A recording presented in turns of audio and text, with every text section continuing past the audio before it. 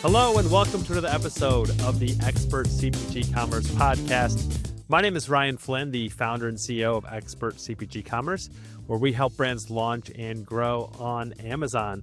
And today I'm really excited to welcome to the show BG Purcell from Mouth Party Caramels or Mouth Party Caramels. We'll have that conversation. We'll cover that here on today's episode, how you pronounce it. Stay tuned till the end to find out.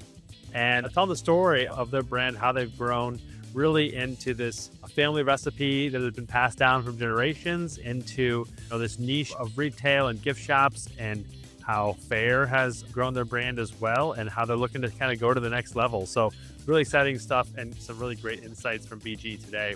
And before we jump into the episode, if you're a brand and you're deciding like, hey, we need to be on Amazon, we're not there yet, or hey, we're on Amazon now, we've kind of plateaued, we don't know what we could be doing, right? We're essentially limping along and things are okay, but are we taking advantage of everything we could be? And that's where we come in. That's what we do at ExpertCPG Commerce, is we help brands not only launch, but also scale on Amazon. So if that's you, if you're thinking about how can I take advantage of this, or how can I take advantage of the Amazon platform, everybody knows about it, everybody talks about it, but it's not the easiest thing in the world to navigate and conquer. We would just love to help and tell you about how we can help and how we help brands do that. So just go to expertcpg.com, put in your information, or find some more resources there to find out how we can help with you. All right, let's get on to the show with BG from Mouth Party Caramels. Hey, BG, welcome to the show. Thanks so much for coming on. Hey, thanks so much. Appreciate you having me. Yeah. So definitely I heard you guys' story and heard how the brand got started and the growth you guys have had, and definitely thought, oh, this is the kind of stories, as I mentioned before we started recording, that I'd love to have on the show, just to talk about the stories of entrepreneurship, how people got started and everything like that. So let's start there, if you don't mind. Let's jump right into it. Sure, I know you got I think your background is in landscape architecture, right? And so how did That's you get correct. started into the caramel business? It's not a very straight line for sure. But so it all happened sort of honestly as happenstance and sort of a side hustle. It wasn't necessarily intentional, but I moved to Baltimore in 2004 with my husband. Had been hired by a company here. So we moved here with our 2-year-old daughter. And that's right, I was a landscape architect before that, doing a lot of work in residential design. So I moved and thinking I was going to keep that practice going as I was settling into Baltimore and getting to know the area and doing some work in that regard. My stepmom, who happens to live here as well, married to my dad for about 40 years now, she became sick with lymphoma for the second time in 2006. And honestly, it was in a car after lunch. We were just chatting, and she had this family recipe for these original caramels that are just, I thought, outstanding. And I suggested maybe we try to make them and sell them, and some of the proceeds could go towards cancer research and cancer support. So that's how the discussion started. And through the remainder of 2006, I made a bunch of caramel and passed it out to everybody I know, and decided to take a step and seeing if we could sell them to, the first store was in Johns Hopkins gift shop, just as a tie-in to oncology care and all of that. So that's how it started. For probably the first 7 years of Mouth Party's existence, I still did landscape architecture. That was my primary role. And this was, again, kind of on the side. But at a certain point with manufacturing, things just get a little more complicated, require more time. So I just made that shift. Yeah. So that's kind of how the whole thing started. Yeah. And that was so officially 2007. Yeah. Yeah, that's a great story. A great reason to start. It's funny how you do those things as it's so much a one-off, but like you have a big goal and mission behind it, as you mentioned, with the time with your mother-in-law there and her battle, and how it blossoms into something else. Was there something about when you started selling them and raising these funds? What was it about, like, the business, right? Was that like attracted you and been like, oh, is there something here? Was there one thing in particular, I guess? Yeah. It's interesting because on the one hand, the segue from landscape architecture to caramel would not be a straight line or make sense to many people. But I think the one carryover is the creative nature. I actually think with business, I have found with a small business that it really, and what sort of draws me to continue to be as invested as I am in this business, is the unknown of and the possible potential of what you can create in terms of developing the brand, new products, reaching new sales and sort of having new sales initiatives. All of that is sort of a creative process. So I think that's the thing in the beginning that really, as the business started to grow, and we had a couple of one-off large orders in the beginning, and I thought, wow, maybe people really like this product. Maybe we could do Mm-hmm. something. So I think part of it was that, and part of it is I'm a sucker for a challenge. And so for whatever reason, my brother and sister are both entrepreneurs, and it seems to be somehow in our family blood or Yeah. makeup. So I don't know. It seemed worth the gamble and the risk at the time. Yeah, no, I mean, if it's in the family, right? It's maybe normal, more normal to you than maybe other people, right? And things like that. So that's awesome to hear. That's the exciting part, right? Like, it's the part where it's like, okay, we have something here, and what can be, like you mentioned that vision, and kind of thinking about that. What were some of those early on, like maybe even before you started full time or after you started full time, kind of focusing on the business?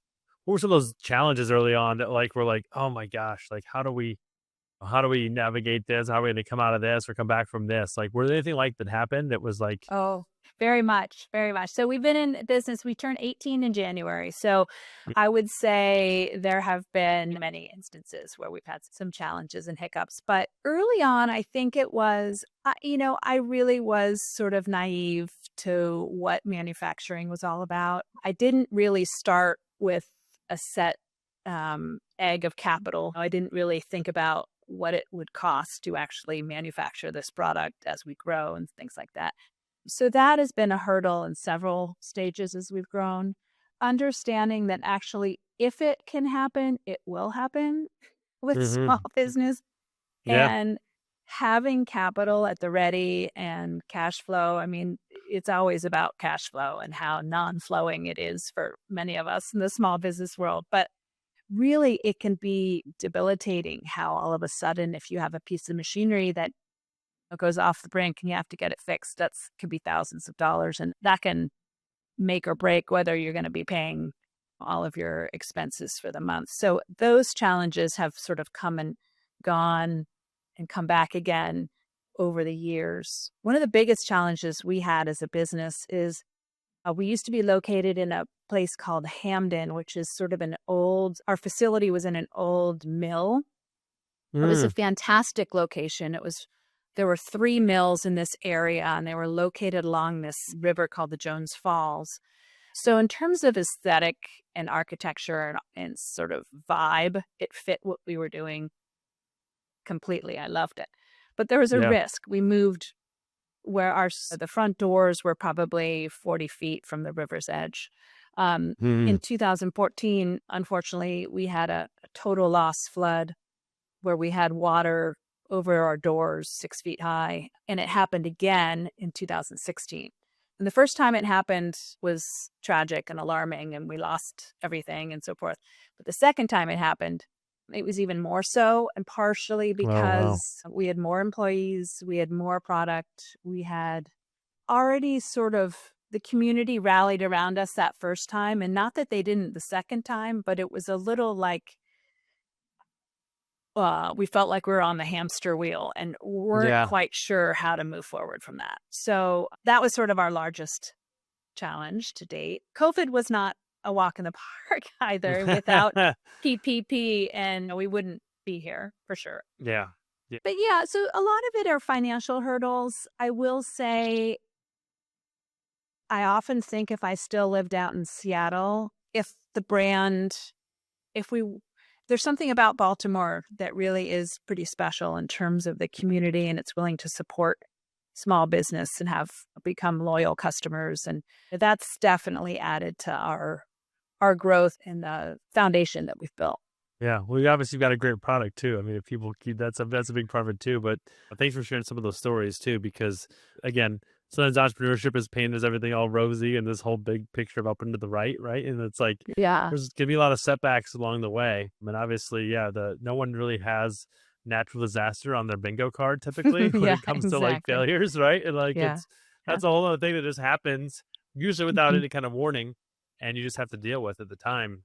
Yeah. Going back to something you said though at the top of that answer was like entrepreneurship is just keep going and like find what, and then For that's what I found in this myself with entrepreneurship is that it's very you just kind of find a way, even though if somebody says no or most people say no, you just keep going and you find a way to either solve that problem, deal with Oh, that yeah. issue, or get around it, right? And if you do that enough times, you develop a pretty good sense of how to do that and a pretty good confidence of it. And I think it eventually obviously turns into an asset there. So yeah, thanks again for sharing that. Of If course. you go back to the initial recipe, talking about that, because you mentioned your mother-in-law had this recipe. Talking about the kind of the lineage of the heritage of the original recipe. Yeah, so I think this year will be 41 years. It's my dad's wife, so it's my stepmom. It's her Mhm. grandmother's recipe. And Mm, the origins of it originally, honestly, I think might fall heavily around Joy of Cooking cookbook or something. It's a very old-fashioned caramel where caramels are mhm, very buttery and creamy. And when I met my stepmom for the first time, I was in seventh grade, I think. Yeah, I was 12. And, mhm. it was a little bit of an icebreaker activity. She sort of taught me how to make these caramels. And it was something that sort of we did together. And I just grew to love. And every Christmas we would make them and I'd give them to friends and family and so forth. So I had very nostalgic, happy memory of these caramels, and I think one of the things about them that drew me in the conversation having to do with her health and, care, uh, for getting through cancer and support and so forth, was that it really doesn't take a whole lot to make somebody smile. Something as good Yeah. as a really tasty caramel can really make somebody's day that's having a tough one, and the thought was we could sell them by the piece in these gift shops in the hospital, and somebody going for treatment can just get 1 or 2, and maybe it could just help them have a better day. So that was sort of where that all tied in, and so the recipe itself, and that's one of the things we do pride ourselves on is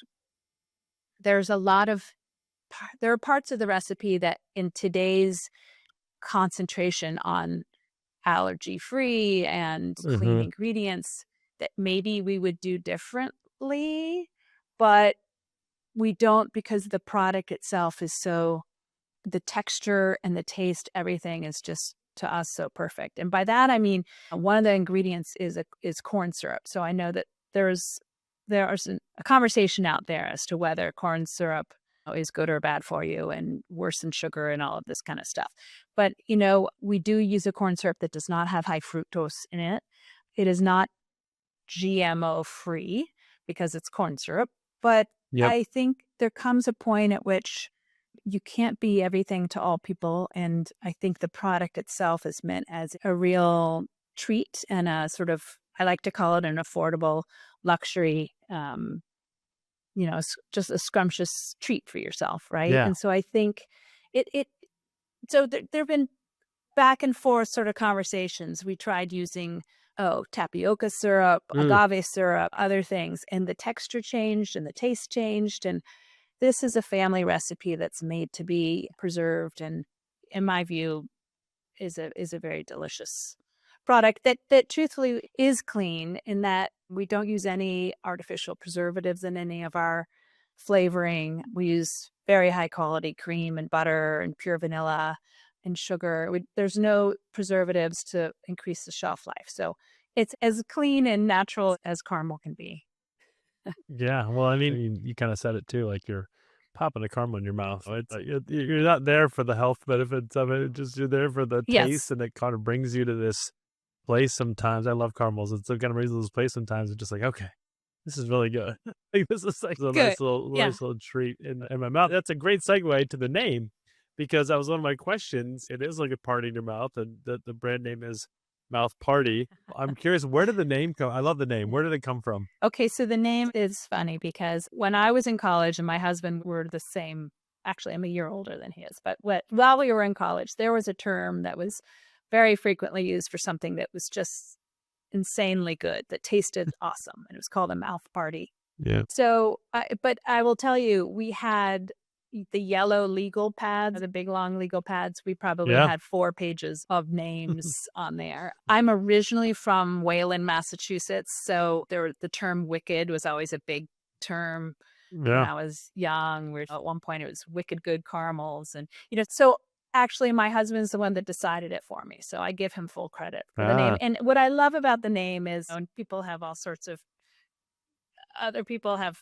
created different terms, but in my world, in my view, it's something that just makes you smile. And that's yep, also that correlates to what the product is as well. It should be light, it should be fun, it should be just not complicated. yep, That's yep, what we hope. exactly. It makes you, like you said, it makes you smile when you hear it, when you see it, and it makes you want to Yeah. eat it, right? It makes you Yeah. want to try it for sure.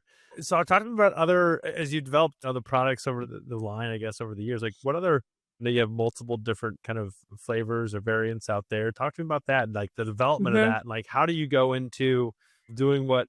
Hey, we want to just try a bunch of stuff and try this versus here's what we think consumers want, and like how do you is it you meet in the middle, or is it like you go one way or the other? Talk Yeah. about that whole product development process. Yeah. What's interesting, it's a little like throwing spaghetti at the wall, right? Because you don't really know. I mean, we were basing it off of the original vanilla caramel. Mhm. Pretty soon after, maybe within the first year, we started adding sea salt. I had several people say to me, that's the classic French caramels have sea salt. And that's so I Mhm. that didn't that came around pretty quickly. And I do really appreciate the salt in the caramels personally. I think it cuts the sweetness a little bit. It's one of my favorite Mhm. flavors. But so I would say for the first 5 years, 6 years, we had the vanilla caramel and then we had the sea salt. And then we would do seasonal flavors where every season we would put out one, two, or three flavors. So for the Mm. fall, we might do maple, which had grade B maple syrup, and then it was rolled in maple sugar. So it's delicious. Or we'd have pumpkin, or we'd have cinnamon apple, or something like that. We did that for a number of years and realized that actually, in the game of volume, sales volume, it Mhm. was not working for us. Yep. There's always a percentage of our customer base that is looking for the more adventurous, whether it's flavor or design packaging, something new and different. But the truth of the matter is, I actually think most people are looking for the tried and true. So we've Mhm. now shifted that philosophy. We have four standard flavors, and one of them now we cover in chocolate with sea salt on top. And that's our most popular flavor. So Mm. that's become one of our standard flavors. And then we do offer, we do limited time batches where all of a sudden we'll think of something and we'll do one and we'll run one batch until it's gone. Mm. Way we don't have product on hand where we're not selling it and it's going to go to waste. But for our wholesalers, so we're primarily a manufacturer for retailers. We probably 70% of our business is for retailers. Mm. And a lot of the companies that buy our products are small boutiques, specialty wine and cheese shops, boutique Mm. hotels, that type of thing. So those people are looking for something different, something that's Yeah. going to be a little special.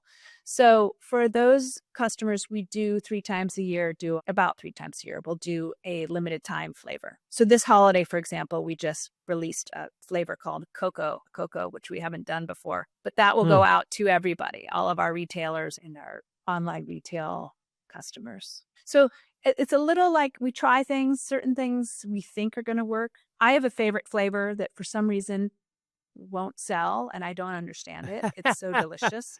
What's And that? so it's called Cool Mint. And part of it is we're going to think about maybe the next time we release it, maybe we'll shift the name a little bit. But it essentially tastes like a Girl Scout Thin Mint cookie. And I'm a mint Ooh. girl, so I just Yeah. love it.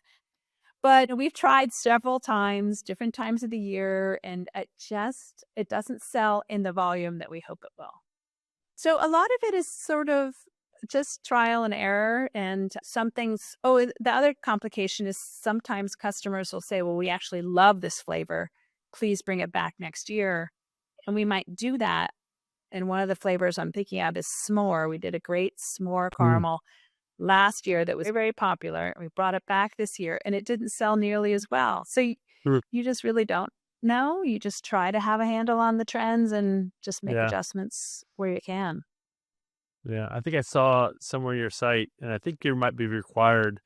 by Maryland law to do this, but like I saw you had a caramel with Old Bay in it. Is that correct? You or Yes. you? Yeah. So it's called Chesapeake because Mm. yes, for me to use the name Old Bay would be there's a fee associated. So I tried that route, but yeah. So and it is delicious. We used to have it as a standard flavor, standard meaning it was on our regular assortment. But as we've grown and sort of moved more national, more west, a lot of people don't understand what the taste is, and so we Yeah. dropped it from our assortment. And now we'll just do it, I think once a year, we're basically releasing that as a limited time flavor for people locally. Yeah. Yeah, definitely a very Central Atlantic thing, and I mean, again, in the Baltimore area, anything Old Bay seasoned is find quite a few different products like that. That's really cool. It sounds. I got to try it next time we release it because that sounds awesome. So talk to me, and thanks for. I mean, tons of great insight there into development, right? Because it's like you can think, and customers tell you like, "Hey, we really love this Mm. one," but do they, or is it just like the novelty or excitement of that Yeah. one timeness? Hey, we tried the s'mores; it was really good, but I don't know how to get it. It's not like is it going to be a staple Yeah. in our Yeah. household or in our rotation or whatever it may be for retailers even as well, right? As you talked about your Mhm. kind of your customer assortment. Exactly. Let's shift to that. Let's talk to that about, I mean, you just started selling this yourself, right? And then you mentioned the John Hopkins gift shop, and I think hospital gift shops are still kind of maybe or gift shops in general part of your assortment of customers. But talk to me about like how you grown that. How does that grow? Is it organically? Is it you hitting the streets? Is it a combination of both? How have you grown that over the years? Yes, combination of both. So one of the challenges we face to put our product out to distribution is that we are a perishable product. After about 4 months in our standard packaging, after about 4 months, basically this sugar just starts to crystallize. You won't get sick Yeah. from our product, but it will start to kind of go stale. So distribution, large volume distribution has been our biggest challenge because they really like about 6 months. That time frame allows somebody to purchase in large volume, put it in their Hmm. warehouse, and then ship it out to people. So largely, our initial growth over the years, yes, was very much me hitting the streets.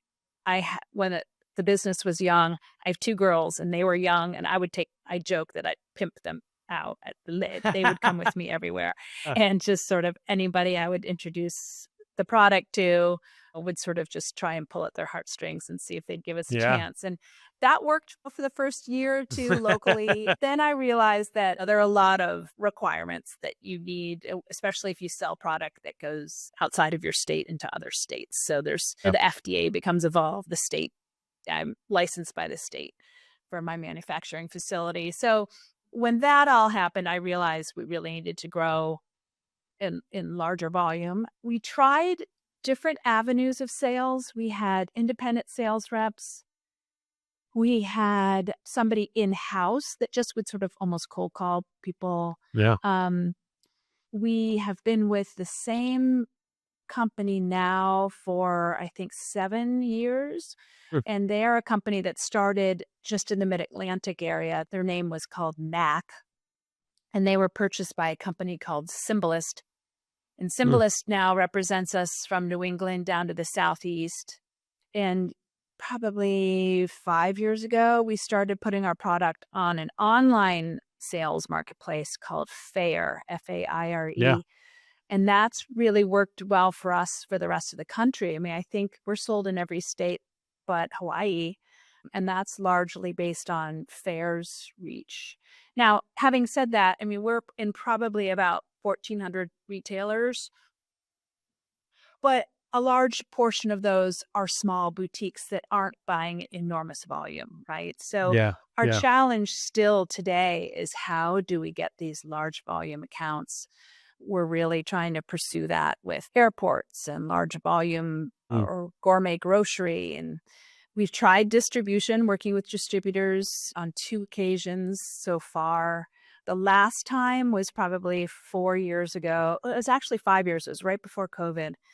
We're ready for that again. One of the challenges to working with distribution, other than the shelf life requirement, is they take pretty enormous cut out of your margin. Yeah. It's like 28, 30%. And then if something doesn't sell, they have the right to send it back to you with a bill.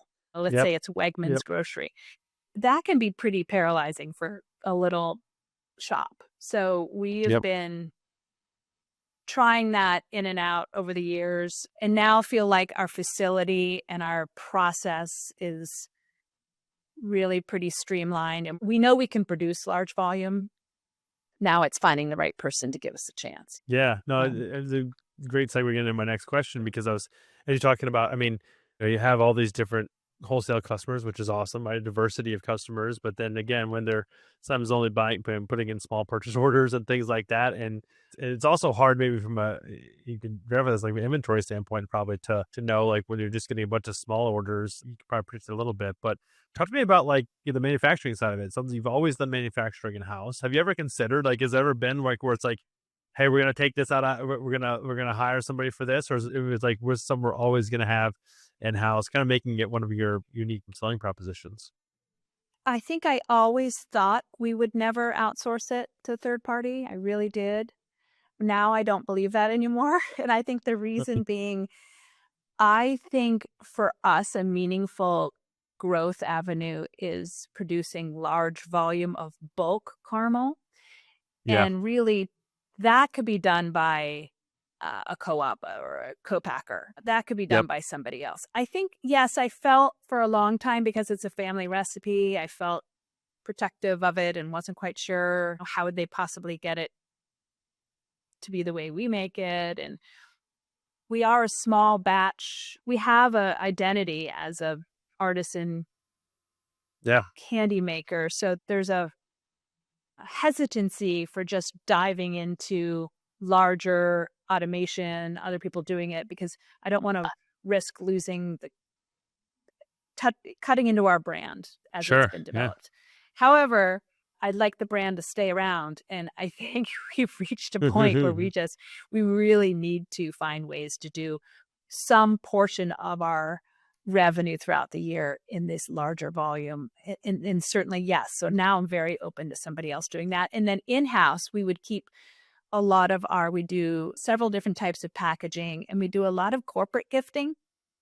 And that's something Yeah. that takes some extra attention because we'll import people's logos onto our packaging materials. And so that I can see really spending most of our focus sort of growing that business while having some of the bulk business be offset by somebody else.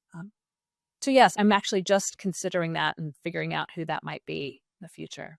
Yeah. It's a natural evolution, right? Of like a growth of a Yeah. business, right? It's like we all love that being so close to the product, but then it's like after a while, a lot of business growth is just letting go of things. And it's Mm, like yeah, whether so it's true. you as the founder, owner, like letting go of little pieces of Yeah. business. And it's like I Mhm. often find myself still saying, like, why am I still doing this? Like, I mean, that's like I may enjoy it and it may give me energy in a way, but it's like someone else can probably better do it. Number one, do it better than I can. Then after a while as an entrepreneur, you just start to know where where you fit really well at and kind of where your default genius is in terms of how you can grow the business, right? And so Mm, spending as much time in that is really powerful as well as it grows. Um, yeah. as you look to growing the number of clients or customers you guys sell to, talk to me about you mentioned like Fair, right? And so like talk to me about like the whole D2C thing and like your own website, Fair, things like that. Like, I mean, has that been a way for you guys to has it automatically opened up new opportunities for wholesale customers as well, directly maybe from those kind of opportunities on Fair and things like that? I think so. Yeah, I think so. I think Fair is a little bit, it's definitely a community of retailers. I find Yep. that there's a lot of retail owners that check in with one another. Well, what are you selling? What's your trend? Or what flavor are you doing of that? And they sort of Yep. they refer to one another. And I definitely think almost weekly we'll get multiple new accounts that come from suggestions from other retailers on Fair. I also think it's helped with our online sales. Our online, I think we have a really nice website. It's very simple to use, which I like because I'm not a techie person. I Hmm. appreciate tech. I just don't know how to do it. But I think a lot of these retailers that now carry our product, when people in the community come to those stores, they'll buy from them, but then they'll also sort of be at home and say, oh, I'm just going to send something to somebody. And so we've grown in terms of our customer base online. I do think also COVID helped with that. On the one hand, it was a disaster because every one of our brick and mortar shut down for Yeah. a long time. But then we gained a new audience online. And so I think that that offset a little bit of that difficult Yeah. time. But yeah, I think that I feel like everyone shops online. People are blogging. People have podcasts. The world has become ensconced with the internet and all of those, the ease with which you can communicate and buy things and all Yeah. of the above. So I think that definitely we've seen a shift there. I would love to be able to put more marketing dollars into really growing our retail even more. I have a marketing director here who's also part of the strategic planning team. I have two girls, actually, not girls, they're women, but they've been with me for 17 years and they're sisters. And it's been fun. One of them specifically kind of does a lot of the marketing, but I've sort of followed their knowledge base and what their generation of what's the trends are for communicating with people and marketing and so forth. And I know there's a lot that we would like to be able to embrace and do. And again, it just comes down to finances. I think that's another hope for larger volume sales is we might have more of that cash flow to actually put towards that.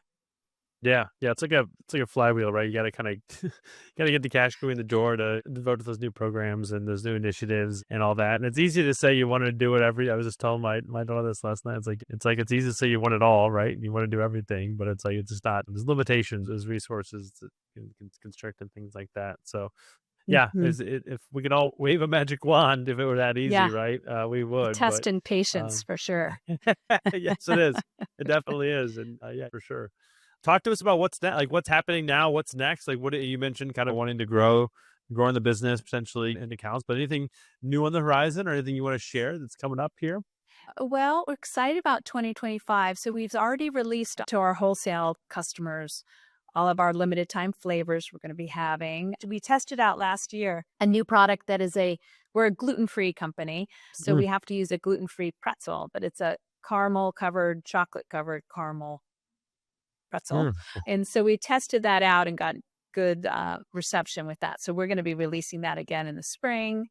My big push from my job criteria is to just more aggressively pursue this large volume business. And a lot of my hope there is with airport gift shops. We've started to do a lot of work with some of those businesses, whether it's Hudson News or Marshall retailers. So that's going to be my drive, is just kind of see where we can get that business to go. But yeah, and there's one more product line.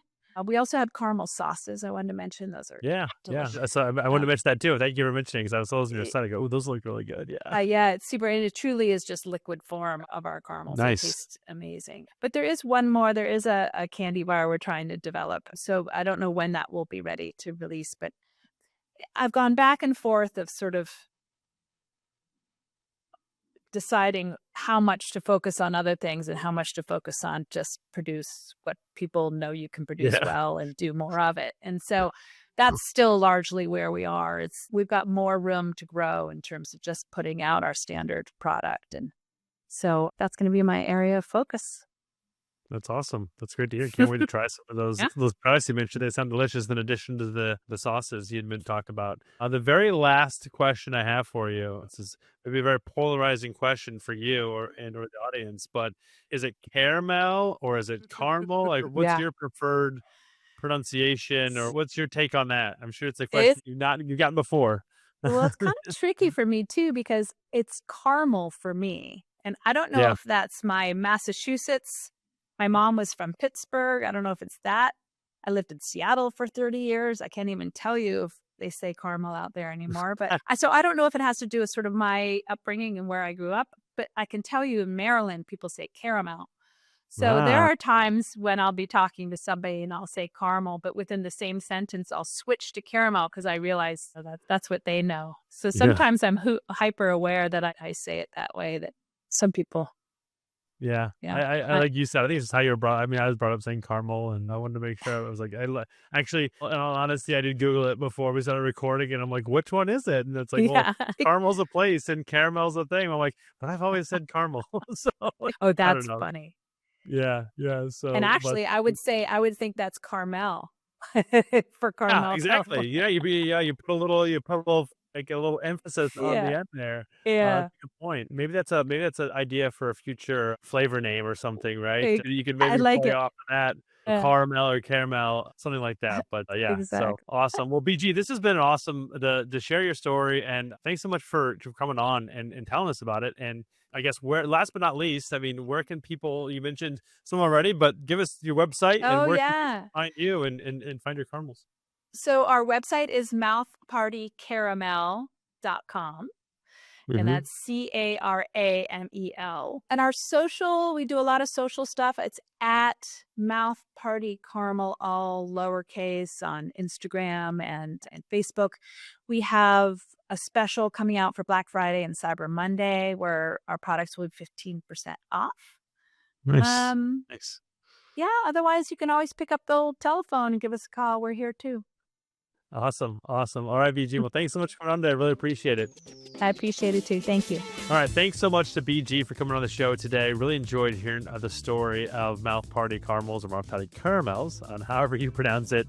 And yeah, great to hear their story, everything from how they got started to where they are today. And obviously where they're going to go. It's interesting to see how that goes or where that happens. And hopefully you've enjoyed today's episode and you found it valuable. And please, if you just help us grow it, right? The biggest way you can do that is by liking, subscribing, commenting, reviewing. Just do at least one of those things on how you're ever listening or watching this. It really does help us grow the platform and grow the episode, and share it with a friend. We can ask for that as well. So yeah, do that. And we will see you on the next episode of the Expert CPG Commerce Podcast.